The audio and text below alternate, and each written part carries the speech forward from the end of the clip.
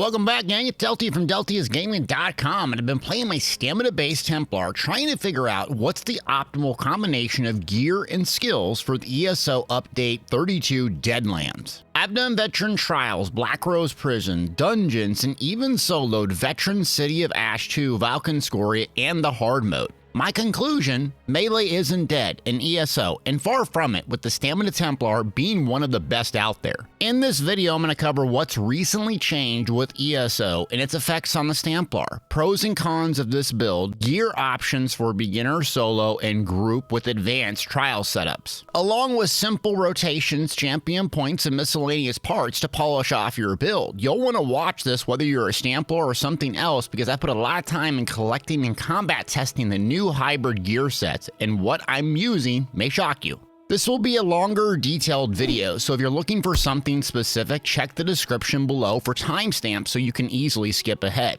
And if you enjoy this type of content, please make sure to hit that like and subscribe button, as it helps my channel grow, and leave a comment on your Stamplar. Thanks for watching.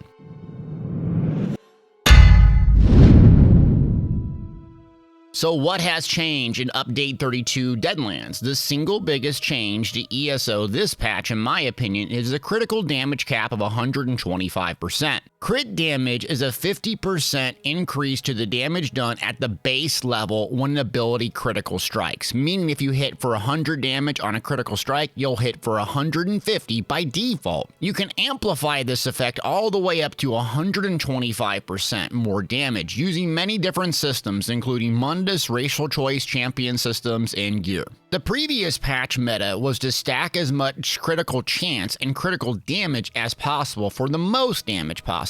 Now, with a cap of 125%, you'll need to make sure you don't jump over the cap. The too long didn't read version of this, fully buff yourself and hit a trials dummy. Add 50% to the value displayed in the menu and give enough room for major force via Warhorn, which adds 20%, and another 10% for minor brittle if you're running in a coordinated trials group. The critical damage cap also affects our armor selection, making 7 medium armor on our body not mandatory, and you'll see a variety of builds running 5 medium with 2 light. This way you can take advantage of the passives from light armor like weapon critical via the Prodigy and increase physical penetration with concentration passive. More on armor selection later. Another massive change is that monster helms can critically strike. This means you get a massive selection of options instead of trying to rely on 1 or 2 mythic choices like Harpooner's Waiting Kilt, which frankly doesn't work in all situations, especially playing upfront and aggressive melee DPS. Now you'll be able to pick from many options in monster helms and surprisingly good results that could range from 5 to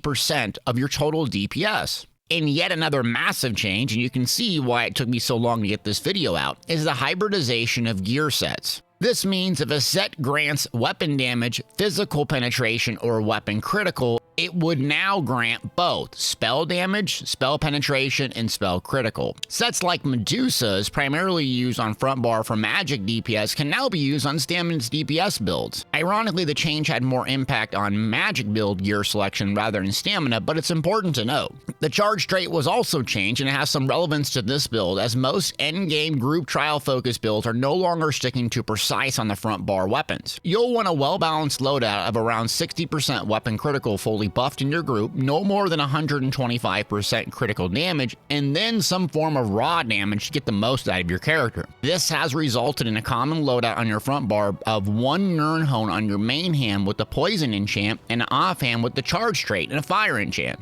The charge trait was buffed from 220% to 480%, meaning with the fire enchant, you'll be more than double likely to proc the burning status effect, a 4-second dot that adds a lot of damage and much more frequently.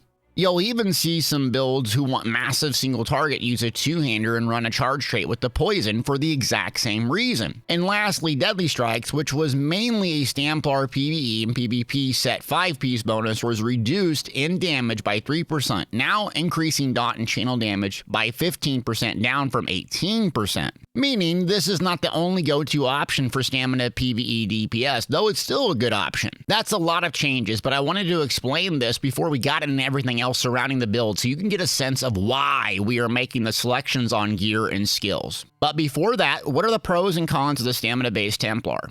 The number one obvious pro is this. Stamplar is extremely simple. You could literally load up your bar with fighter skilled abilities in order to increase your weapon damage and then just sit there spamming biting jab and have closely to the same amount of DPS as a complex setup. This is great news for new players or folks who struggle with bar swapping, light attack weaving, and want to be effective melee builds without a complex rotation. Another advantage of the Stamplar is it shines in resource sustain with skills like Repentance, sucking up corpses for stamina, restoring focus, rune, healing, and restoring stamina, and even some utility with extended ritual when playing in a group. The downsides, well, you're not going to be the number one DPS out there, however you will have the simplest rotation. While you'll be very survivable, you'll need to play in melee range, which includes a lot of positional challenges. The pros to me outweigh the cons, and I enjoy my Stamplar. It's easy to play, hard-hitting, and relies on jabs over a ton of damage over time effects. Plus, with the healing and utility I bring, I feel a strong member of the team whether I am Black Rose Prison or Veteran Trials. It's a great class and worth a try. Let's talk about gear selection next, and since the skills are very easy on the Stamplar, we're going to spend a little bit of time on this section.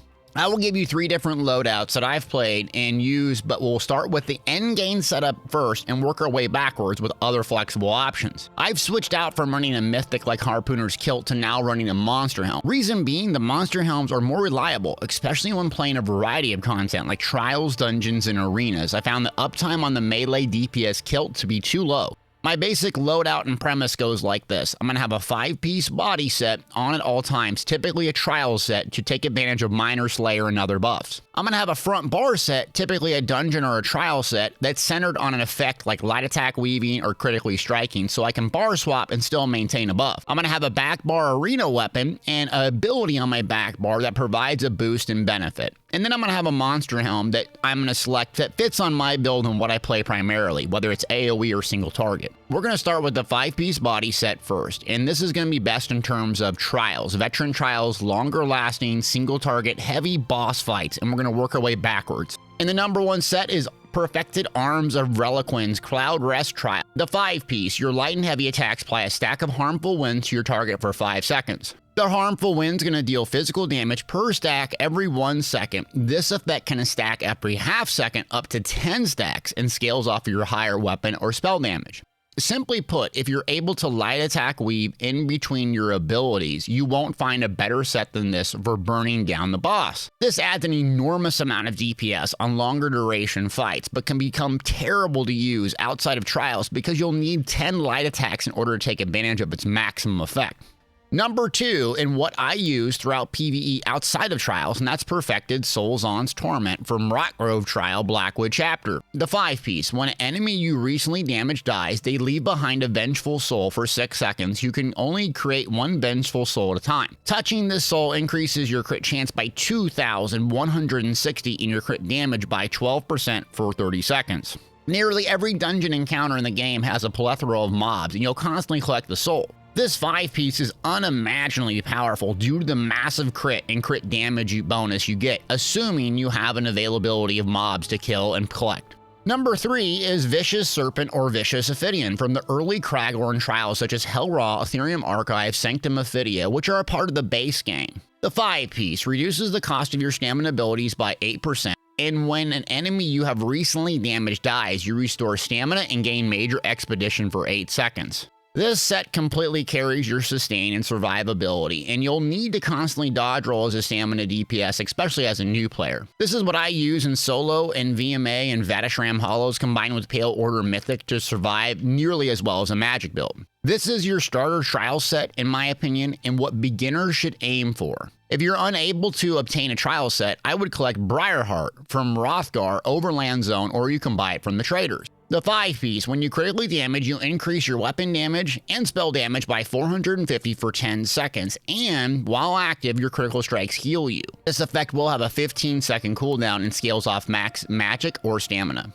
This is a great substitute that will make do while you obtain trials gear, and something that I use for my solo gear setup because it's helpful healing and weapon damage bonus. However, if you have access to everything, go with Reliquins in a trial and Solzons in dungeons, in my opinion. Now let's get to the flexible options depending on your skill level, and that's the 5-piece front bar set, which almost always has been Deadly Strikes, but with the nerf, there are other options. Keep in mind, you can still use Deadly Strikes if you have it golded out and you like that and it's something very, very simple to use.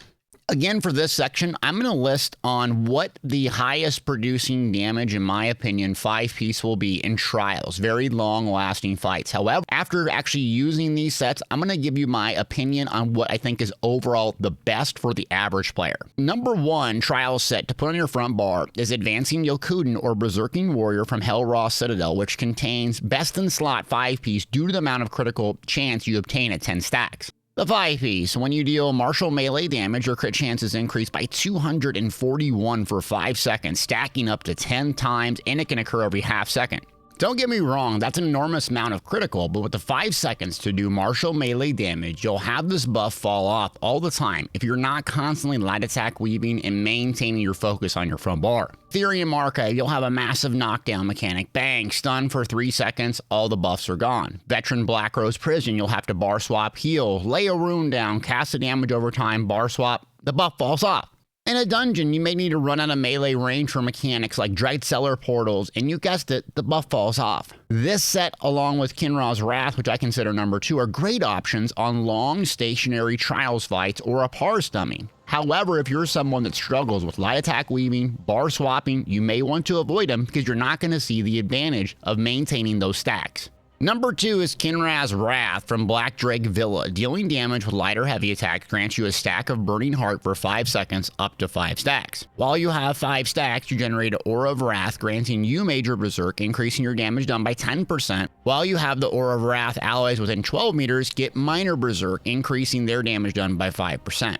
And this set is in the same vein as Berserking Warrior. On paper, it's really, really good. Hit 5 light attacks in between weaves, bang, Major Berserk, and you'll get 10% damage and 5% for those around you. But you're a Stamplar with a 1-second channel main spammable, thus you have less opportunities to light attack versus a Nightblade that uses surprise attack, which is instance based. The result is this: if you miss one light attack, you stay in your back bar too long, this entire buff falls off. Unlike Berserking Warrior, 1 to 4 stacks provide 0 benefit, so either you stand there light attacking to 5 stacks or light attack weaving in 5 in order to get this fully buffed, using 5 global cooldowns and hope that you don't have to bar swap, use mechanics, or resurrect an ally.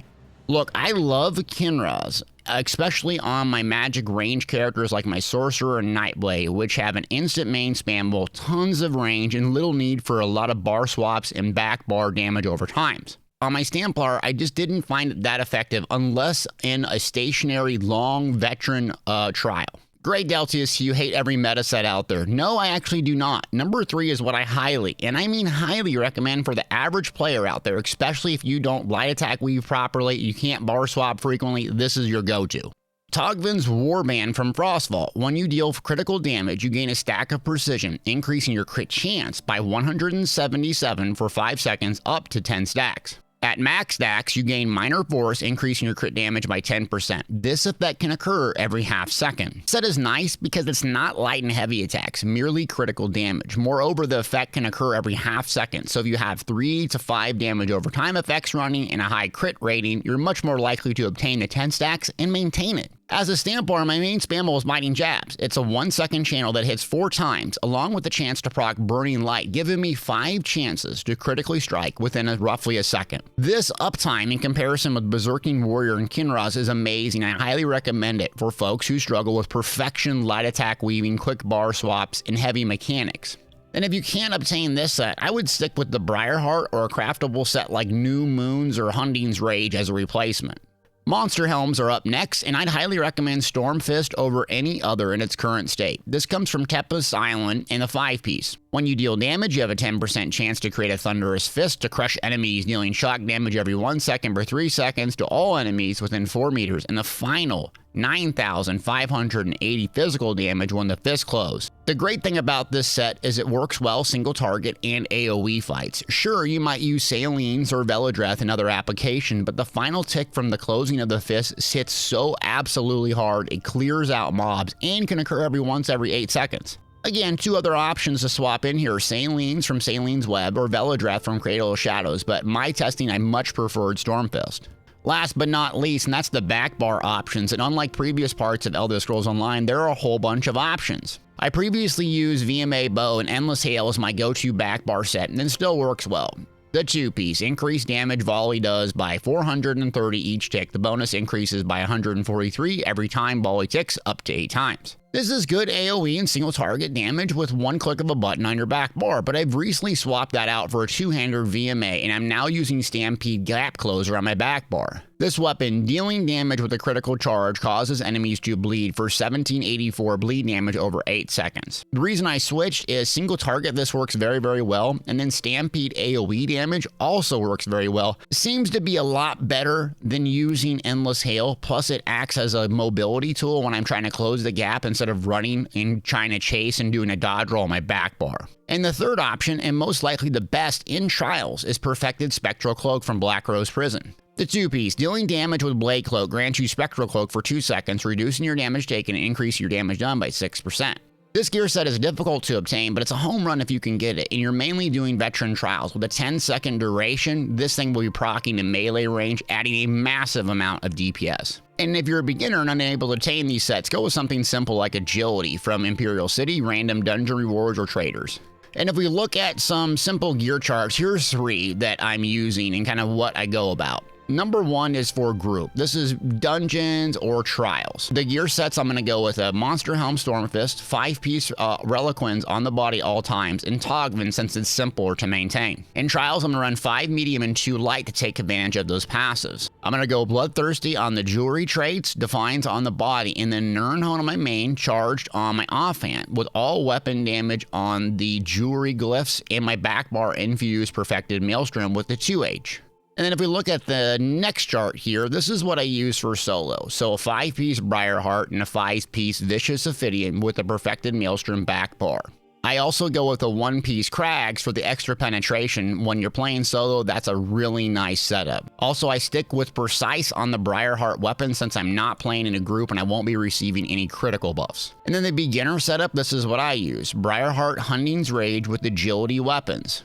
Very simple and easy to obtain. You can get it pretty much starting the game straight out the gate. Now that's the complex gear stuff. Let's talk about the skills, which is much easier. Working left to right on my front bar, and that's Power Light. Consider this a great single target damage ability that gives good burst, but also gives ultimate generation via the Dawn's Wrath passive. I do maintain this single target, but it becomes less effective if you're getting minor fracture via the tank in a trial, but it's still hard hitting, and the Dawn's Wrath passive makes it useful casting. Next up is Deadly Cloak. AoE damage reduction, and recently buffed, so it makes it very strong, both single target and AoE, and keeps you alive. You do not need to maintain this in a solo single target fight unless you're using the arena weapon, in which case you would put it on your back bar. Barb Trap, great single target damage and a good buff minor force. If you're using the Togvin set, you're still going to maintain this buff because of its dot, and you want to get the 100% uptime even if you are using Togvins, and you slot it on your front bar to increase your weapon damage via the Fighter's Guild passive. Good old biting jabs, and basically you just spam this thing over and over and over, and what you're trying to maintain is your Barb Trap, Power of Light, and Deadly Cloak in simple applications, and you're going back to light attack weaving, hitting biting jabs as your main spammable, both AoE and single target. Now Camouflage Hunter, we put this on our bar because it can give us minor berserk when we crit from the flank, but also it just increases our weapon damage via the Fighter's Guild passive. So that's the simple Stamplar, is you load up your Fighter's Guild abilities and just hit biting jabs. Speaking of which, Flawless Dawnbreaker, it gives us passive for, you guessed it, slotting it, and when we're playing solo and you smash it down, it gives us a lot of weapon damage for 20 seconds. So you can alternate between this or Crescent Sweep on your back bar, but I prefer Flawless Dawnbreaker if I have enough ultimate.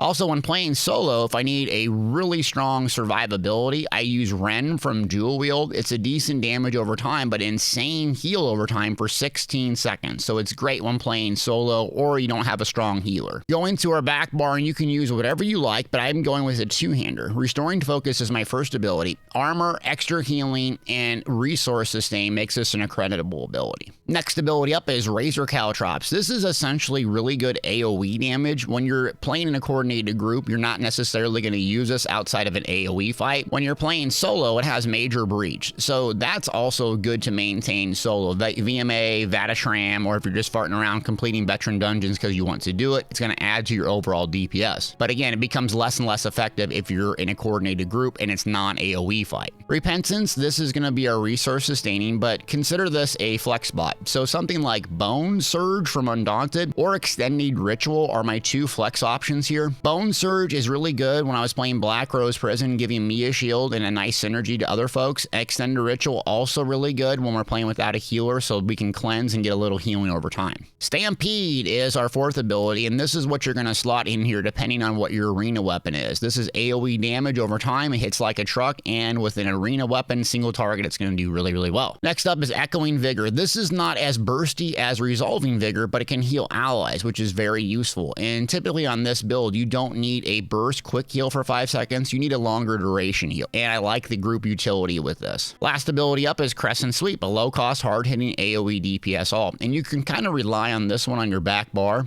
if you want, instead of Flawless Dawnbreaker. So the rotation. Typically I start on my back bar, and if it's an AoE fight or I'm playing solo, I'll throw a Razor Caltrops, Stampede in, and then bar swap. Once I get to my front bar, I have a couple different options. You can go with Barb Trap, Power of the Light, and then Deadly Cloak. Whichever order you do, it makes sense to put Barb Trap down first, optimally, Power of the Light, and then Deadly Cloak, and then I go to Biting Jab spam. Typically it's 2 to 3 Biting Jabs, then Power of the Light will fall back off, and I'll Light Attack, cast that, and go back to my back bar and do Stampede. Once I'm on my back bar, I make a decision about Razor Caltrops. Is this an AoE fight? Is this a solo fight? Cast it or not, let it fall off. And then I maintain Restoring Focus for resource sustain and survivability. Any corpses, I use Repentance, or if I need a heal, I go Echoing Vigor, and then I just go back to my front. Once I'm on my front, it's the same 3 things. I'm going to maintain Power of the Light, Deadly Cloak, and Barb Trap. And then you just hit Biting Jabs and hit the ultimates when it's ready. Very, very simple. So let's go over the champion points next, and for the Warfare tree, I go Fighting Finesse, Deadly Aim, Master of Arms, and Thaumaturge. Consider Thaumaturge your flex bot. You can also flex out Fighting Finesse for something else if you're over that critical damage cap, so make sure you're aware of that. The red tree, I go Bloody Renewal, Boundless Vitality, Expert Evasion, and Fortified.